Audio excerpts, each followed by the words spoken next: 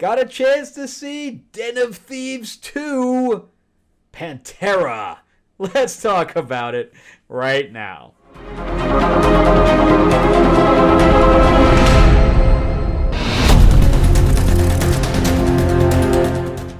Welcome back to the channel, everyone. Thank you so much for spending time with me as we rant about movies, comic books, and television shows, as well as the occasional board game. I am your host, Frank Zenka. I'm an award-winning screenwriter, novelist, and comic book writer, as well as a filmmaker.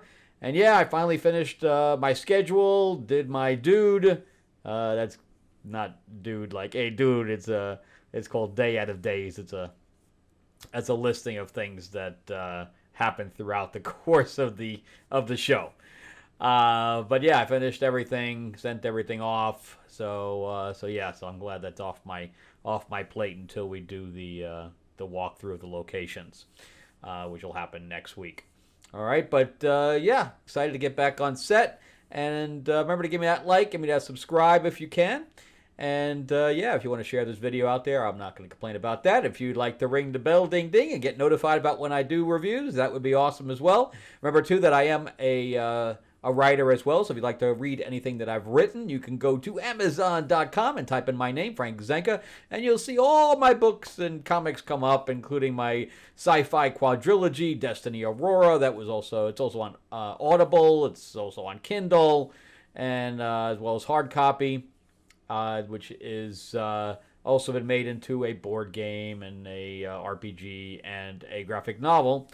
And on top of that, we have my fantasy book, Tales of Ravenor the Iron Witch. And I'm working on a new book right now called Battle for the Ruby Slippers, which is pretty obvious what that's about, but it includes Peter Pan in it and Tinkerbell and a couple other fairies. And then I have another fairy tale book that I'm working on right now, which is a comic, but a horror comic called Fairy Tales of Terror. It's going to be pretty awesome. We're going to be launching that on Kickstarter as soon as I'm finished with, this film project.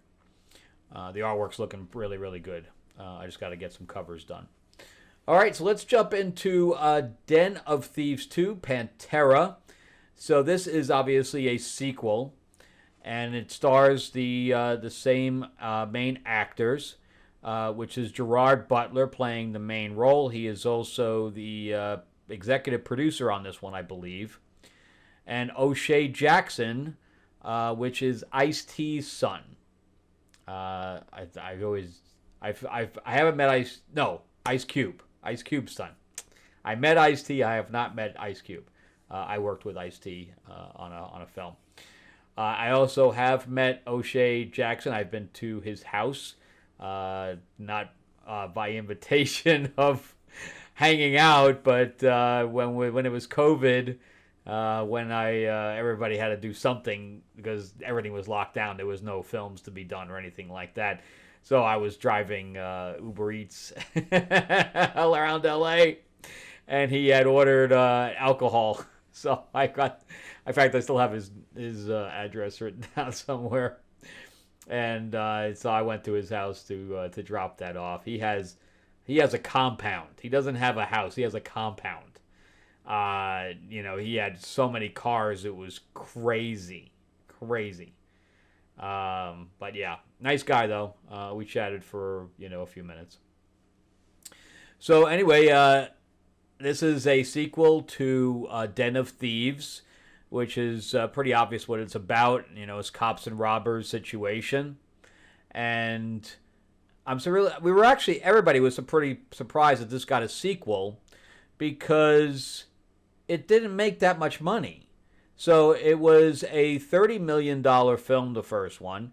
It made 80. So it did make a profit, but not that much of a profit. Unless it really went gangbusters, which I don't think it did, on streaming. So this is written and directed by Christian Gudegast, who is a native Hollywood person. He's born and raised in southern LA. And he's written several movies. And he also wrote London Has Fallen, which is where his relationship with Gerard Butler came from. So he's written about, 6 films through the early 2000s, basically. But as far as his directing is concerned, Den of Thieves was his directorial debut. So he's only directed 2 films, and that's it. And he's got 2 films coming up, and I'm really shocked about the 2 that are good. Well, one is called Mafia X, that's in development right now. Whether it actually goes or not, we don't know. But the other one's in pre-production, and that's Den of Thieves 3. How did he get that thing greenlit? So the budget on the first one was $30 million. The budget on the second one was $40 million. So it went up $10 million. That's the first mistake people make, is that they up the budget on the second film. I don't understand why people do that, but he did. So he did that, and then this one didn't even break $60 million. So now it needed $100 million to break even, right? Because it's 40 times 2 is 80, and another 20 in, unless it had absolutely no marketing whatsoever, which it did, because I remember seeing some stuff on it. But even if they only spent $20 million on marketing, there's $100 million that it needs to make. No, it needs to make more than that, but it's definitely at least $100 million. It didn't even come close to that, and he's got a third one greenlit? How did this happen?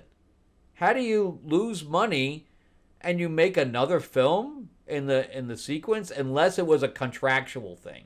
There's only a few ways that this can happen. A, it actually made more money than we think it did because of streaming. It's on Netflix right now, which is where I saw it. Or B, it was a contractual thing where he made a deal to do 2 more, which I think that's more the case, because this one went into pre-production really, really quickly before it even hit streaming, which means he already had a script ready. So how does this compare? So the first one was okay. I don't think it was really memorable in the least, because I can't remember most of it. Every time I think of what this film was about, I remember Gerard Butler in the jail cell, which is a completely different movie, where he was the hitman or whatever. But I like Gerard Butler. I think he has, a little bit of a gravitas. Obviously he's been a leading man for quite a while. One of my favorite things with him, and I'm sure that nobody else agrees with me on this, is Hunter Killer, which was the submarine movie that got horrible, horrible reviews, but I liked it. And so I think that this one was actually better than the last one, because this one has some memorable scenes in it, and it keeps you guessing throughout about what his motivations are. When it hits the twist, I wasn't really happy with the twist.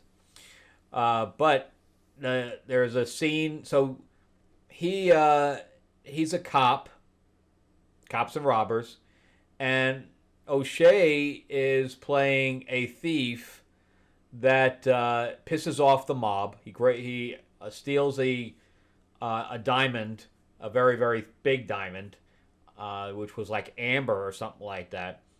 And he doesn't realize that what he stole was from the mob. And he uses that to get into a vault in the diamond exchange in France, I believe. And they have technology and stuff like that. And the girl that's in it, I really like her. She was in that Netflix series about she's very tiny, which was a very hard sell. Evin Ahmed. I don't even know her name in the thing. In fact, I don't know anybody's name. Nick was the only name that stood out to me because they said it several times. And but Avin's name, Cleopatra, I think that was her like call sign name, because she was like the person on the computer. But she's very good. But anyway, if you haven't seen the show that she's in, I thought she did a really good job in it. But she's tiny and she's trying to kick ass, which you really have to be careful. I know that some people can sell it like ScarJo, but it's tough to sell when you're like 5'2". Yeah, who was Erin Carter? Uh, it was. I thought it was decent. I liked her in it. But again, she's kind of tiny. So there is some good stuff in here in Den of Thieves. I thought that the main cast, the three of them, I thought in general were very good. They worked well together. I thought that Gerard Butler and O'Shea Jackson had some really good chemistry. I mean, really good chemistry. Um, when they were together on screen and they were kind of buddy buddy, I thought that's where the film really shined. So, he's down and out. He needs money, and he decides to be a criminal and hook up with them. And he shows his physical prowess, where O'Shea Jackson's character speaks the language. He speaks multiple languages. Gerard Butler doesn't speak anything besides English. He comes on to Cleopatra and her ex. There's a fight in there when he's drunk. They're both drunk. They're both eating. He's like, I'm hungry. And he's like so drunk that it's like coming out of his mouth. They played drunk very well. I don't know if they were actually drunk on set, but they played it really well. And I like their interaction. The heist portion is okay. There's nothing really big in the heist section. But the car scene, the car battle through the tunnels was excellent. That was an excellent scene. They did a really good job with that. There's one scene where, or one shot where the car, goes off the road, and the roads are all kind of zigzaggy. Goes off the road and literally goes off the cliff, and it's a wide shot. Normally, if you do those kind of shots, it's a close up, where they hit, or at least a mid shot where they show the whole car. This thing was a full wide, man. So it was. I thought it was a little long, but other than that, I thought that the film was. I think it was better than the first one. I will remember pieces of this where I didn't remember anything about the original Den of Thieves, and so I suggest watching it. Especially if it's on Netflix. It's free if you have the the app and a subscription. But and I thought the characters were pretty likable. On both sides of the coin. We don't get to see much of the cops. The French cops. We get a couple of scenes with the French cops, but that's about the extent of it. Because it's more about the other three. And how they're getting into the vault. And, how they're preparing, the normal stuff to deal with, the robbery side, the heist side. And that's why I tell you there's nothing really big about that. Although when the guy who comes in who's running the vault, man, their faces were all they did a really good job of acting. I think they were all French. They did a really good job. Their faces they're like I have to go look for a new job. You can see the back of their head going, I need to make my resume up.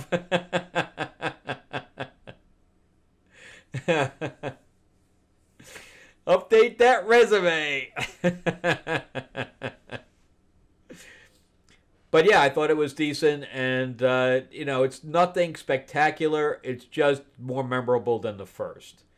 So I'm going to give it a 6.5 out of 10.